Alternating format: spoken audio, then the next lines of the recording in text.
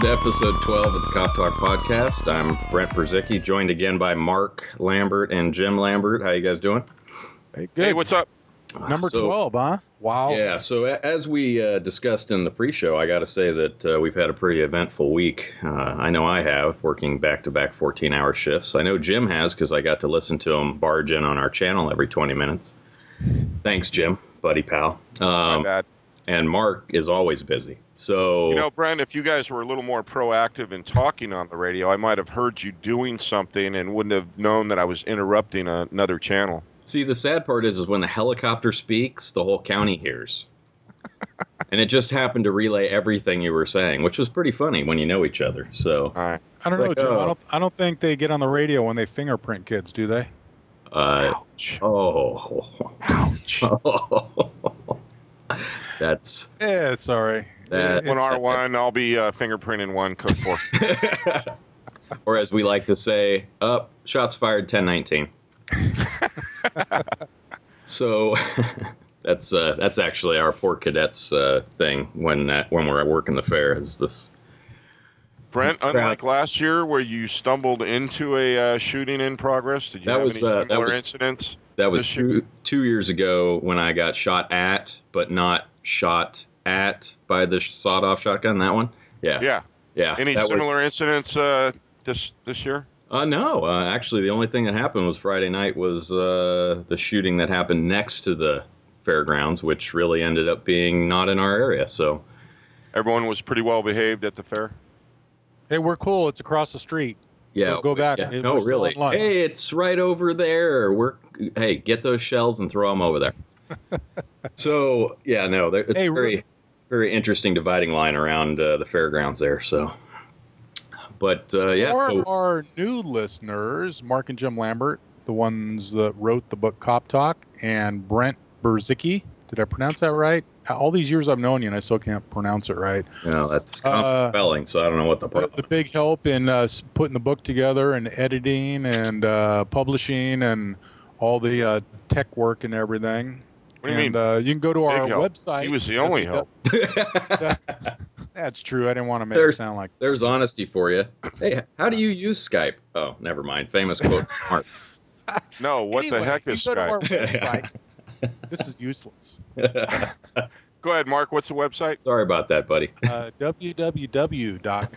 www.coptalk.info, which Brent set up. You could read all about Jim and me and the book we wrote, why we wrote it, and a little bit about us. You ever notice how Mark sounds like country western when he says www? Yeah. I think he likes to sing it. Mark, say it again. Oh, now Here we go. that's not. www. See, that's it. It's the W. www. W. I can't even say it like him. Well, I can do a shout out like him, though. Any shout outs, Mark? Mark is one of a kind. No, nobody has called in to tell us where they're at. Hey, give I a don't- shout out to Sheriff Joe. I don't blame him because if you're in the water and Jim's around, you don't want him to know where you're at. So Dude, I went somewhere today. They were actually talking about Sheriff Joe in Arizona. It was awesome. that's good. I wish we had a He's got it Sheriff going Joe. on. I'm telling you, he's got it going on there. I'm telling you, you need to give a shout out to him, dude. I He think might be anytime listening. you're forced to work chain gang in pink attire, I think that's good stuff. Only to get off at the end of the day, get a 3-minute cold shower, and then have to pedal your ass to watch Judge Judy on TV. I mean, that's badass. I mean, that's awesome. And if they What complain was about that? it, he goes, "Hey, our troops are living in tents in a lot worse weather than you. Suck it up and stop your whining." Yeah, and that is true. Yeah. And his So- support of canines. Unlike the support county of jails canines. where they get in an argument over ESPN or ESPN2, so they destroy their TVs and have new ones all the next day. What was the Exactly. quote about his support of police dogs? People complaining that he treats the police dogs better than the inmates. They're working for a living. That was awesome. Oh, And they don't break the law, and they're working for a living. That's good stuff. All right, so do we want to start with some stories of the stuff we dealt with there, Jim? We can. Or are you allowed to speak of it? I think it's public knowledge. Okay, so why don't you start? Only the about the little, cities will remain anonymous to protect the innocent. Yeah, even though talking it's about pretty. you talking about the incident with the little girl? I think that's one that we should cover, and we could talk a little bit about the safety issues there, and then. Yeah, with summertime coming up, the weather's getting warmer, and people going to the waters and beaches. I think it's a good topic to cover. Yeah, so why don't we start there? Because I sort of heard this whole thing go down, and I can pine in on the resources I know we sent. I know you guys were there, but Well, I mean, yeah, it's unfortunate, and it starts out as being a birthday party for a classmate. So you send your 10, 11, or 12-year-old child, to this birthday party, thinking that there's going to be adequate supervision, and then you end up getting a call right before dark that your child's missing, and what your biggest fears are end up being true, because in this particular case, a number of the children kind of ventured off to this little island that borders the main river, and there's a bunch of rocks and tules there, and they were kind of playing around on the rocks. Well, the tide had been going or coming in, the rocks were wet, and apparently she slipped into the water. And because of the strong current there, she was a non-swimmer, didn't have any flotation on. No one was watching her, and she slipped into 4 or 5 feet of water, panicked, and then the end result was she drowned. Yep, and her, her classmates or her friends were there at the party, saw it happen, and just a tragic accident. And I mean, the bottom line is, I know people are throwing the blame around all over. There were adults at the party, but I'm telling you, if a kid cannot swim, you shouldn't let them play right at the water's edge. And if they are going to play at the water's edge, you need to have a life jacket on them to prevent an accident like this. There happened to be a drop off right near the rocks, and the girl slipped and went in the water, and she went under, and that was it, that quick. Well, that's the key word that you just said, Mark, was to prevent something like that. It's totally preventable. And all too often, I mean, this is only May, and this is kind of an early prediction of how busy it's going to be in the Delta. We get drownings where a kid starts struggling and going under, and dad who can't swim does the dad thing and tries to get out to the kid, and then you have a father and a son both drowned in 7, 8 feet of water. And if you use precautions, especially if you're a non-swimmer, and have flotation, have anything that you can throw to somebody, make sure that you don't get into that situation in the first place. It's depressing. Me and Tommy, my partner, we got called at 7:30. We were on scene till probably 2 in the morning, and then the dive team came out and we started a dive operation. But one thing that stood out in our mind, we looked over and the mother was sitting on the beach totally by herself in almost kind of a fetal position. Just, you could tell what was going in her mind. She was just staring at the water like she was a zombie, knowing that her daughter was out there. And it's I'm not a parent, you are, Mark, but the first thing I thought of was, your 2 daughters when they were that age, and my friends that have kids that age. And God, I just can't imagine how empty and horrifying that feeling is, and it's preventable. That goes back to the whole idea behind writing the book. People don't believe it's going to happen to them. That's the whole thing. The different crimes we describe in the book, people don't think it's going to happen to them. In this case, there were adults chaperoning. I don't know all the details, how far away they were, but apparently the kids were playing on the rocks down by the little shore there. And obviously there wasn't somebody close enough, to see what was happening until it was too late. But the bottom line is, if that kid had a life jacket on, they would have yelled and said she slipped in the water, but she would have been floating. Somebody would have been able to jump in, grab her. Even if the current took her out, she would have been floating to where she could have been rescued. But without a life jacket, you've done this with boats. It all depends. It depends on the mindset of the adults too. And I think any one of us, you, me, or Brent, or anyone else, if we saw our kids over by the water's edge, the first thought is, hey, we got to have someone over there, or hey, Mark, can you go watch the kids for a little bit, and I'll be over in a few minutes. But if mom was at the party, that might have happened. But mom wasn't even at the party. She had gone to a friend's party, and maybe the kids of the friends, maybe those kids knew how to swim, and the parents just assume, hey, they're okay down by the water. But the mom wasn't even there at the party which is Right. what the sad thing is. And who knows, maybe if she was there, she would have said, get away from the water. You don't know how to swim. But Well, that's just bottom it. line is, There should have been adult supervision at the water's edge with the kids. Somebody if they're watching the playing kids. at the water, I agree. And you run into this too, where out on the Marine Patrol, you said that you've seen little kids sitting on the swim step of a boat as it's idling, and all of a sudden they get overcome by the fumes and they fall in the water. And Yep. you see that a lot during the summer. Yep. But look, Yeah. we grew up in Oakland, and the first thing I remember that I can remember is mom sending us up to Diamond Park and taking swimming lessons through the park and recreation. Why don't you teach your kids? I mean those programs are so cheap and inexpensive, and most of the time through the community they're free. Teach your kids to swim, at the earliest age possible. Yeah, because they're going to be going to friends' birthday parties at houses that have pools or swim parties. I mean, it's really a recommendation to teach your kid how to swim, just to avoid something like this. And the reason we wanted to touch on it, like Jim said, we're just into June. We're going to be getting into hot months. Kids could drown in a bathtub. I mean, it doesn't take a lot of water for a kid to drown. So if your kids are aware of the safety and they know how to swim and whatnot, they could avoid something like this.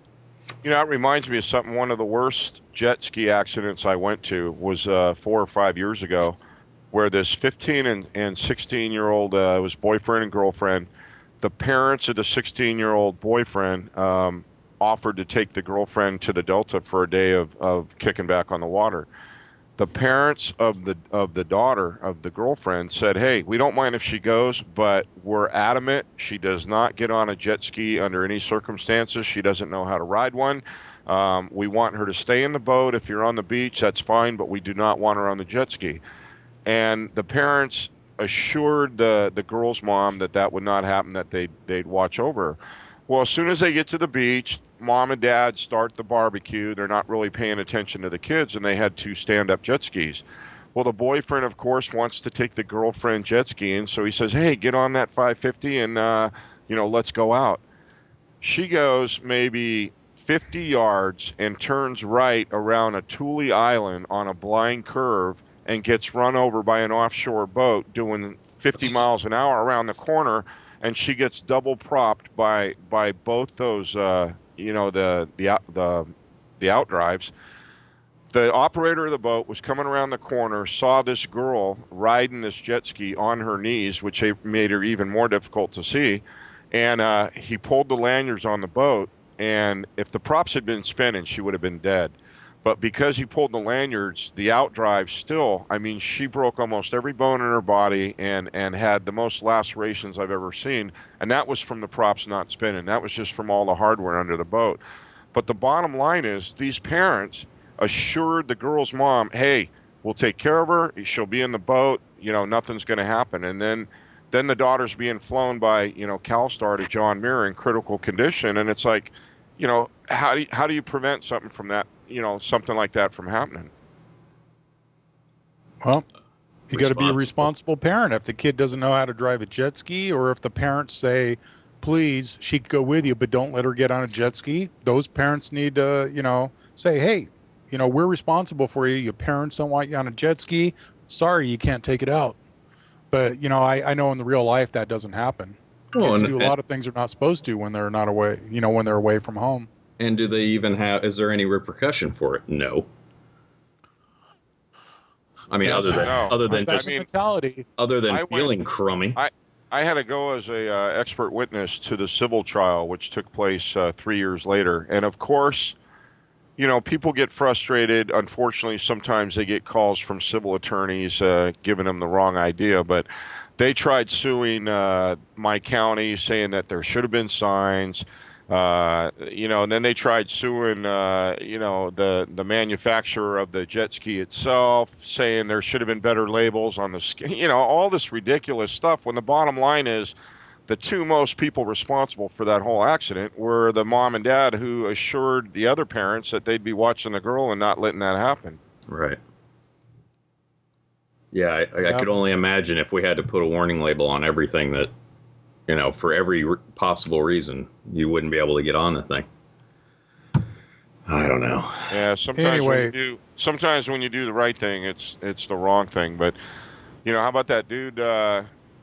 What they were cleaning windows in a building with a lift a crane and ran it into power lines. And this one guy, totally, from what witnesses said, was engulfed in flames from being electrocuted. And the coworker actually tried to help him and get to him, and he friggin' ends up getting electrocuted and exploded himself. But that was a total case of the coworker trying to do the right thing and help his buddy out, and they both ended up paying for it. Well, didn't you were talking about something like that last week with the guy that took that piece of metal in the arm? A bunch of Right. people that don't know what the heck to do, and one person that's like, help. Right. So yeah, from what I understand, it was the cherry picker, and he backed it, not paying attention, backed it into. It wasn't this little residential line. It was the 150,000 volt main transmission lines, and he backed it into that, and it just exploded. And from what I understand, they both caught on fire. And when they regained consciousness, they tried to beat the flames out, but they're both in critical condition. And medical couldn't get to them for an hour because they thought the lines were still hot. They had to get assurance from PG&E that the lines were dead, because if a rescuer tried to get up there, what good's a rescuer going to do if he gets electrocuted also? So they had to make sure the lines were dead.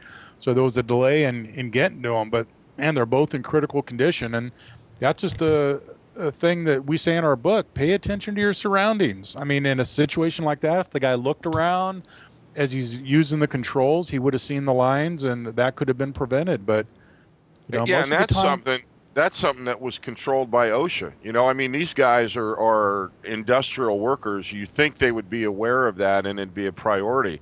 We had a couple, two 65-year-old people, a man and a wife, on a gorgeous sailboat in the Delta, and they sailed into an area that they shouldn't have sailed into at high tide, which made the overhead power lines even more low than normal. And the tip of the mast caught this power line, and dude, instantly, I mean, these two people were just vaporized, and the boat caught fire. It's just, you go out for a beautiful day on the river, and you're retired and you're out enjoying what you love most, and because you let your guard down and don't pay attention to your surroundings, like Mark said, you're friggin' dead. that pretty God, much I'm sums it up. depressed.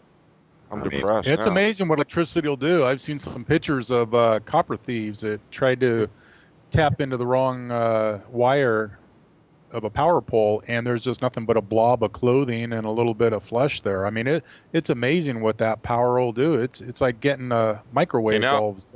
now I'm not depressed anymore. I saw that picture, and that's justice right there. or That it karma. is, yeah. So, but on the flip side of all this, and on the side of, well, if you look at this entire incident, taking away all the sadness that goes with it, but if you look at the amount of resources that were expended to go to these calls and to handle both these situations or any of these issues, I mean, the amount of resources that were spent and the amount of people that had to go and deal with this drowning issue was quite, I mean, it was quite a few people, right? Pretty It was, extensive, yeah. So really, in the end, and the reason that the book was written and the reason that we talk about this every week is all these things are avoidable. I mean, I know just from our crew that worked with you, Jim, there must have been at least 6 people plus helicopter plus well, there I don't were know at least how six. many. There were at least 6 boat crews, 2 helicopters, the fire department, and all of Mark's PD. It was just and then the Coast Guard too. The Coast Guard, as well as sending water units, sent a bunch of ground units. Everyone Right. was searching the shoreline and everything. And it went on for, I know it went till 2 that night, and then it was again in the morning, right? Yeah, then it resumed first thing in the morning. At 6 or whatever. So, Yeah. I mean, it's just amazing. I don't think people understand that if this never happened, we're talking potentially 20, 30, 40, 50 people that could have been out doing their normal job, Right. which is trying to keep crime from happening in these locations. And Right. I mean, in one aspect, that is our job. It is our job absolutely. to respond to incidents like that. However, that was an incident that could have been completely, preventable. Right. responding to a natural disaster or a major emergency like that is a lot different than something that could have been preventable, and that was totally preventable. Right. And if there was another incident that was a non-preventable incident that happened during that time, that's a whole nother problem that we have to face every single time we look at these incidents. So Exactly. well, Now on the book, I just want to point out on the book it says what you don't know will shock you, and that had nothing to do with any incidents involving electricity. Just to point that out. jeez. It's a general disclaimer. Do we have to make that? Do we have to for make those that disclaimer? for those two incidents, I guess it really does apply. But Yeah. Well, that's yeah, and between that and the lack of respect that was shown to me at the fair this year, I'm pretty sure that our society really needs some fixing. Should we go back to some George Carlin famous quotes? Yeah, I think we might have to try to refrain from those. Yeah, that's why that was in the pre-show. Yeah, Beep. yeah, that's all. That's all the pre-show contains right now is censorships. So, I mean, What'd you say, Jim? Beep. I don't really There's think more I even beeps in heard the Jim's voice. There were more beeps in the sentence than there were words. Yeah, there was just lots of it. I think it's just constantly on. How about when you're amazed? Beep. So as for water safety and issues surrounding drownings, I mean, any other good pointers that you guys can give offhand? I mean, I got to tell you, I mean, I'll admit it. I never learned how to swim, so I had an incident as a kid, and then refused to go in a pool ever again. But Well, the thing is with that accidents, if you're as you're getting a little older, you go to a party with friends, there's a swimming pool, and you're not going to go swimming, but somebody pushes you in just for fun, not really, and you don't swim. So it's, I mean, accidents like that could happen, and then everyone's laughing at Brent floundering in the water, thinking he's joking around, and until he slowly sinks to the bottom with a weird look on his face. yeah, So it's good to learn how to swim. If you don't, bottom line is put some flotation devices. They got these little inflatable tubes you could put on your kids' arms. They slip right Brent over the uses arms. floaties. I got to get some of them. I think Or Brent's get your- incident was somebody urinated next to him, and Uh-uh. he didn't know it, and then got sick. But now they have that blue dye to where, No, you know, no, my incident was very much as Mark said it, which was screwing around his kids, got pushed in the pool, and then fell off one of the steps and fell backwards into the pool, and watched Ew. my life rush in front of me. Yeah, and then Wow. I think after that point it was I don't ever need to swim or go near water. I'm cool. But yeah, that was interesting to say the least. Oh, that could have a How old were traumatic you? effect. Pretty young. I think like 5 or 6. you know, it's funny how something when you're that young stays with you for the rest of your life. Because Yeah. I'm 54 now. God, that hurts to say it. But anyway, Hurts me You to know, hear it. when Mark may not even remember, but you know, my parents took us camping up into the Santa Cruz Mountains when we were young, and I got into the sleeping bag, and there was a friggin' snake in it. And to this day, I am so deathly afraid of I mean, if it's a 4-inch little garter snake, I'm friggin' sitting on top of my van. You know, I'm literally petrified. And we had these people out at Mandeville where there's hundreds, thousands of boaters getting ready for the Hilton fireworks. We had these people frantically flagging us down for screaming help. And my partner, he was a new kid from the jail out for a weekend ride along, and he goes, "What do they need?" I said, "I don't know. We'll find out." So we get close, and we said, what's wrong? And they said, "There's a snake." So I instantly started backing away with the boat. And he goes, "Aren't you going to help him?" And I said, "Yeah, we are." So I nosed into the houseboat, and I said, "Get off the bow and go see if you can help those people." And he goes, "Why do I got it?" And I said, "A good captain doesn't leave the boat." Oh, good answer. So he thought it was a legitimate reason. So like an idiot, he gets off onto the houseboat. Dude, it was a rental houseboat, and this thing had been living or hiding in one of the anchor lockers, and it had to be 5 feet friggin' long. It scared the heck out of me. But point being, when something like that traumatizes you as a kid, you know, it stays with you forever. Yeah, I was you know, traumatized and having Mark Brent as a did brother. mention You know, that and look at me now. I mean, I'm traumatized by having Mark as a brother. He scares me. Brent don't blame didn't you. mention that the pool that he got pushed in was a 4-foot diameter kiddie pool with 4 inches of water in it. But hey, it's still the same. Doesn't matter. 2 feet of water, man. It'll I'm get you cool every with time. it. It is what it is. It's all about admitting where you have problems. And it was when they were trying to hold you under the water is where the problems Yeah. came. Well, right? you know, I was a jerk then, even. It was just a group hug, wasn't it? Yeah. Yeah, some things don't change. Ah, God, camaraderie. I love it. Absolutely. No, All right, we so I just think had we beat. Memorial. I mean, you know, you said with summer coming up, we just had Memorial Day weekend, and I want to say every other boat that we came across was broken or drifting onto the rocks because people hadn't used them all winter, didn't check them, thought they could just launch it and turn the key and get ready to go. And you need to have your boat completely serviced and gone through impellers after just sitting, get hard, and they don't flex and they don't work. Your engine will overheat, and then you're stuck out there in the current. There's so many hazards out there. You know, you need to have communications. People don't realize that, hey, yeah, cell phone's great, but if you can get a half bar of signal strength out in the middle of nowhere, it's going to go to a CHP center to someone who has no idea where you're at because they don't know what the delta is. You should have the phone numbers programmed into your phone for the local sheriff's office or the Marine Patrol or the Coast Guard.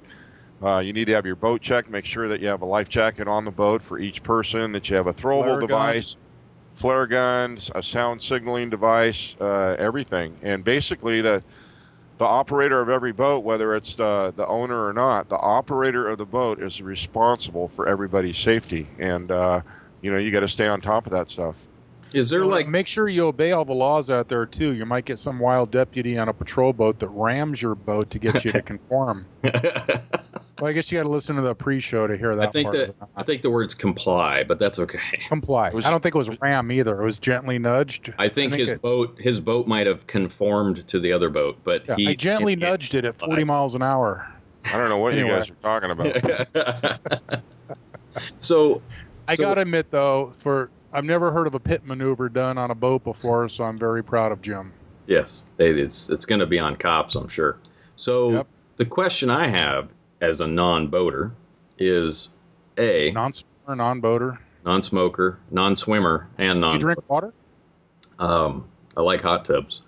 The we don't need to they go have there. blue dye for hot tubs? I think they do. You have one in your gated community? I do. So, can I ask my question now? Dude, wouldn't that be something if you were in the hot tub with a hot chick and this big blue cloud starts forming around her and you know that it ain't you freaking taking a leak into the hot tub? That's wow. I think that's why you have bubbles and jets, and then you can't really tell. But Brittany, you're a dirty girl. Did you drop a candy bar? Baby Ruth. All right, go ahead. What was your question, Brent? Can I ask my question now? Yeah, go for it. So, if I go out and buy a boat, just like if I went out and bought a motorhome, is there a special class I have to go through to be a safe boater? Well, that's a two-sided coin. There are classes available, but are they required? No. You know, and California is one of the few states where licensing is not required to operate a boat, although in many states it is required. You actually have to take a test and have a license to operate a boat. Unfortunately, California is not one of them, and that's that's partly due to why there's so many accidents and incidents involving the waterways. You could buy a jet ski or a boat and could take it right down to the launch ramp. You can go out and buy an $18,000, 255 horsepower Sea-Doo jet ski that does 80 miles an hour, and go out and rip it on the river without having any instruction or knowledge or anything, and get yourself killed, basically, or kill someone else. Right. So I can go buy whatever I want, hop out on the water, not know anything about channel markers or anything, basically go out and do whatever I want, get as drunk as I want, and then plow into somebody and kill them, and really there's no regulation on any of that other than if I got caught. No, and I mean there's certain statutes that you would be held accountable for, like reckless negligent operation. But how do you know, having no documentation in front of you, how do you know what reckless, negligent operation is? However, aside from the scale of penalties that are in the harbors and navigation codes, which really aren't that extensive, like meaning a BUI arrest, the fines are nowhere near as effective as DUIs on the street. If you get stopped for a BUI, there's no attachment to your license, which means there's no increase in your insurance rates. You pay a small fine. You have to go through a formal boating course, and then you're on probation for 15 months. But that's nowhere near as strict as the penalties for DUI. Wow, yeah, no kidding. But on the other hand, where you get nailed and can lose everything that you've worked for in your life is in the civil case, like the one in the jet ski with the young girl that I said earlier. That civil case went on for 2 to 3 weeks, and when you start awarding multi-million-dollar settlements against the party at fault for being reckless and negligent, then you quickly learn what the meaning of those two words are. And in that, like say Bethel Island and Discovery Bay, the majority of those two communities up here have no wake zones because of all the residences that are on the water. It's not only for property preservation, but there's a lot of areas where levees have broke, and we get people all the time that think it's an open area and they think they're not doing anything wrong, and they're doing 40 miles an hour right past a sign that says no wake zone. And the response is always, well, why? There's nothing around here. We thought it was okay.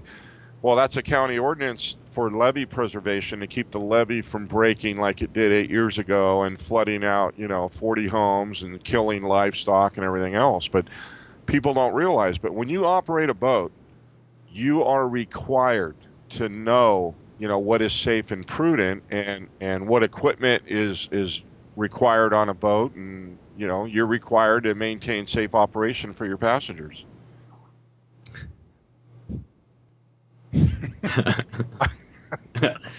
Mark, you do realize that everybody can see that when you instant message. Oh, okay. What did he say? Oh, you can read it. We won't talk about it. So basically, I think we've covered that. Summer's coming up. Take precautions. Take care of your equipment.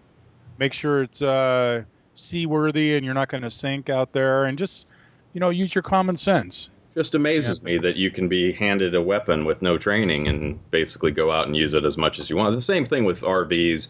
It's the same thing with a lot of different things. But, you put, two 90-year-olds in a 47-foot RV and expect them not to run into stuff. I mean, I don't, there's no training, there's no licensing, there's no nothing. But you put one guy in a big truck and he has to go get a special license that in most cases they can't even get. So, I don't know. I guess that's just the way society is. I don't know. Yeah. So, moving on from water safety and depressing stories of drowning, Mark, you wanted to talk about some stolen vehicle problems? We still have a lot of stolen vehicles. Just recently, we had 2 incidents where the suspects were caught with shaved keys. One of them, they got in an accident, fled from the car. Well, wait, before you go farther, why don't you explain what the heck a shaved key even is? Well, I'll get to that mid-story. There was an accident, stolen vehicle accident. The guy fled from the car. They couldn't find him right away. Another car gets stolen right in the same neighborhood. They find that car at a gas station. They contact the guy, and he's got a bunch of shaved keys in his possession, one of them which started the car. And what it is they take keys and they'll just shave them down. They'll grind them on the ground, and they just work them until they'll open car doors and vehicles. And a lot of the older cars, the Toyota Camrys, a lot of the Hondas, some of the Saturns, they could literally take a key. And we're not telling anybody something new. The thieves all know this, and that's why most of them have that many keys in their possession. They could take an old Honda key and just grind it on the ground a couple times, try it, grind it a little more, try it. Eventually it'll work, especially on the older cars that I just mentioned.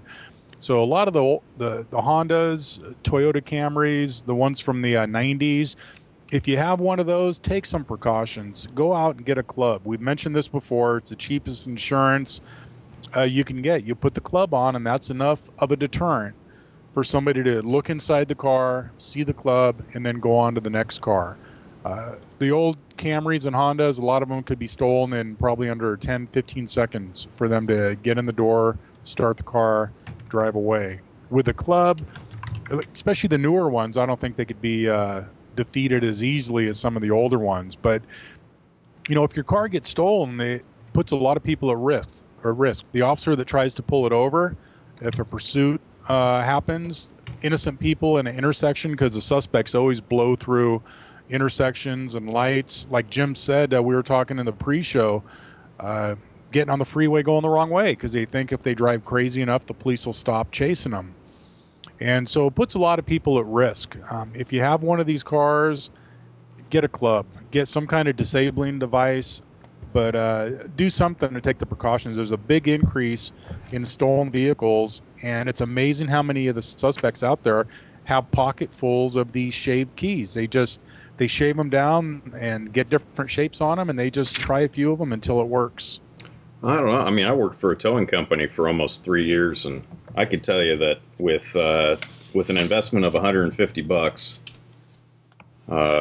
purchasing the kit online and having any experience whatsoever, you can get into just about any car in under 30 seconds.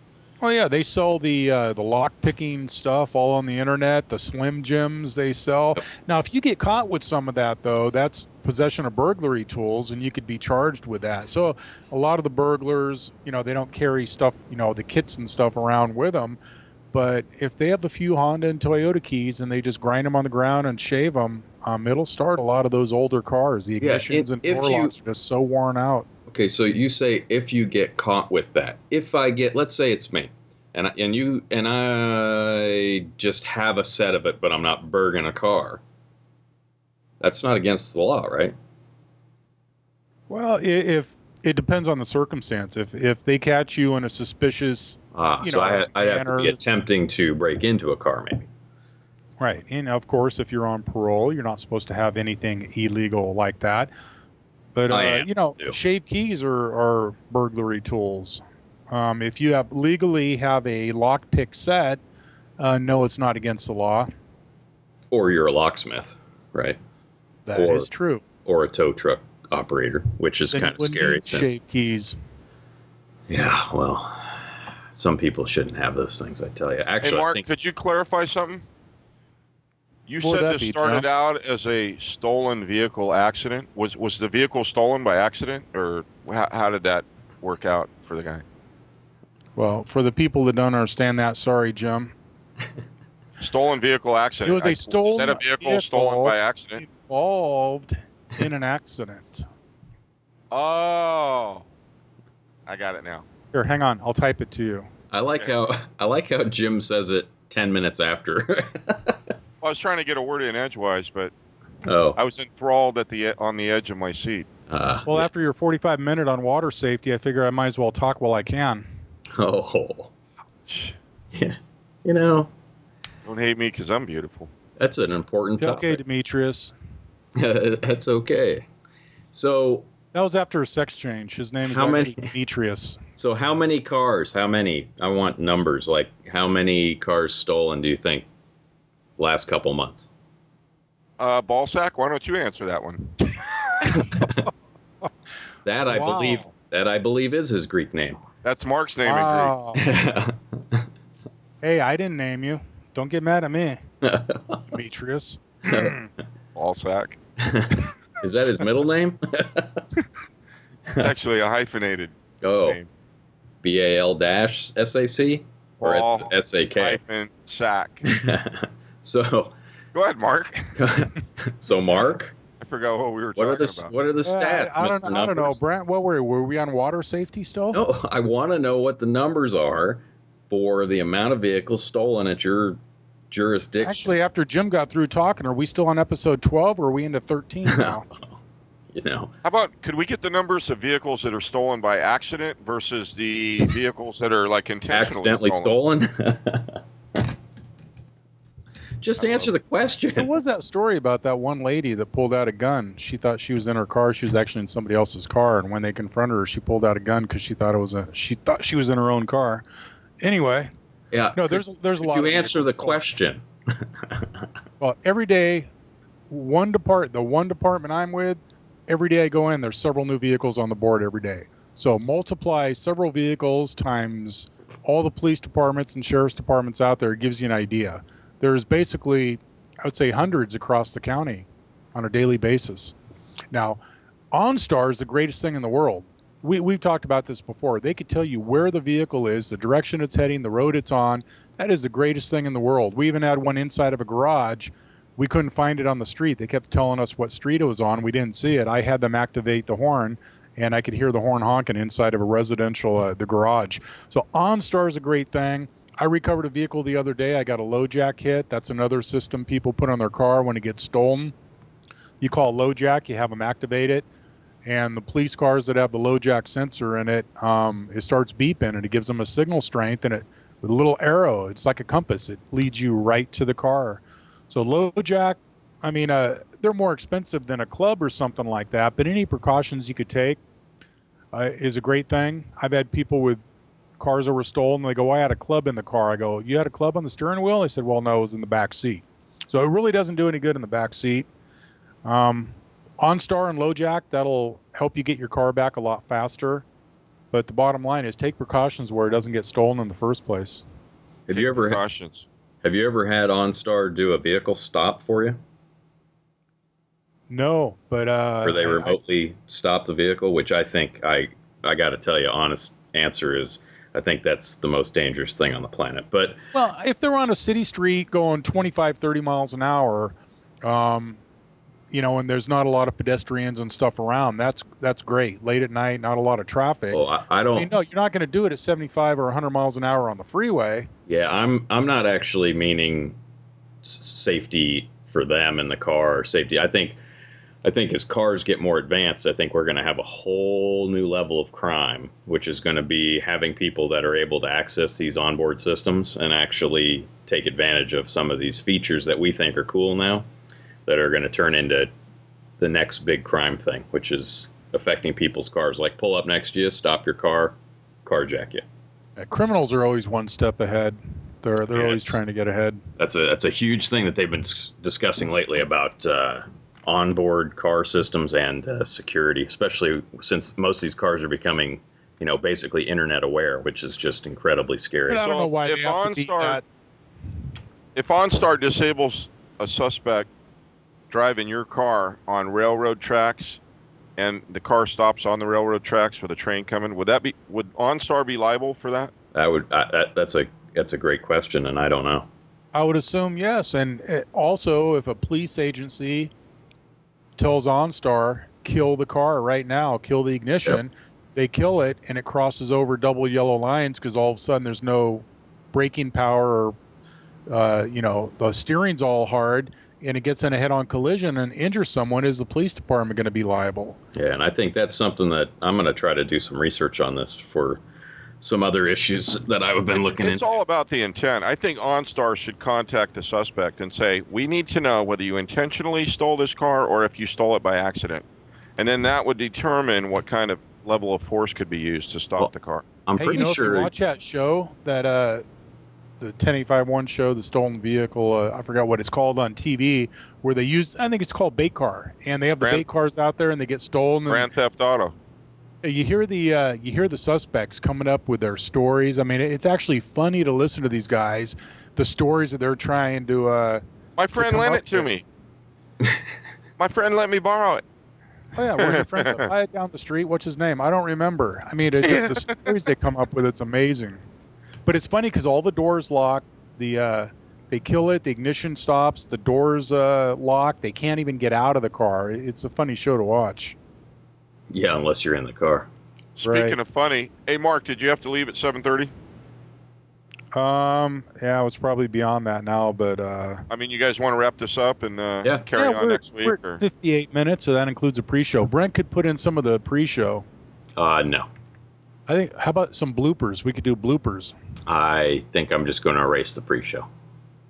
People would love to hear that. Are you going to erase me calling Mark Ballsack? It was way worse than that.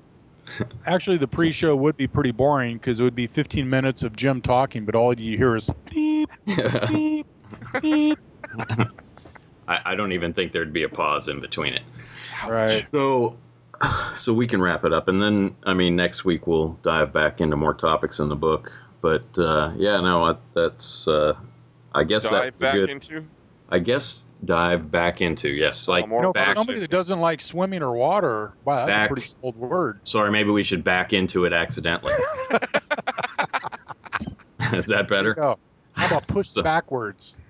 So on that note, we'll wrap this up. So for anybody that actually listens to this show after listening to you two guys for a complete hour, I can't imagine there are any, CopTalk.info, you can ask your questions. It's all anonymous. Please feel free to email us however you want to do it. You get a free book if you ask us the question. This is true. I actually sent out a couple this week and got positive feedback from people, which was amazing. But I got the book in the mail today, Brent. I had to send it to two people, so I sent it to you guys. So, so other than that, What happens if I steal a car by accident? you get accidentally arrested. But do I get a free book? Yes.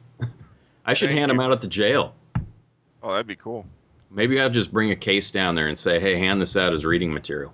Hey, is there a statute of limitations where I could still charge Jim for locking me in the trunk for several hours, the endangerment? Nope, 7 years. No, and I'm pretty sure you deserved it. So, Okay.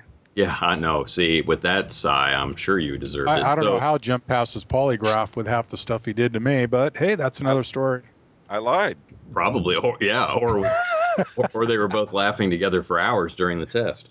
So, all right, well, we'll wrap I it told up. him I tried to suffocate you by accident. And you can't Wow. suffocate. You know, Jim gets something and he just runs with it. Yeah, you can't suffocate in a trunk. There's Anyway, Accident. Hey, that reminds me of all the times when Jim was driving and what he did to all of Dad's cars. here Accident. we go. Here we go. On a You op- serious note, You hey, open the door. our sincere condolences to the family of the involved incident up in our area over this weekend. And you know, unfortunately, those incidents go way across the board across the United States. I mean, it happens on a regular basis, whether it's a swimming pool in the backyard or a hot tub or out on the river or at a lake where everyone's getting together. And you know, it's totally traumatic for anyone to go through. But our But not condolences. just the parents. It's traumatic to the cops, the firefighters, the rescue people. When young children are involved, it's traumatic for everybody involved. And we're just trying to say something like this is preventable. And Yep. please take the precautions. Watch your kids. Yeah, and I'm sincerely sorry for all the people who went to the county fair that were actually good people, and for all the other people that we had to arrest. So, with that, we'll see everybody next week. All right. See you next week. See you guys. Stay safe.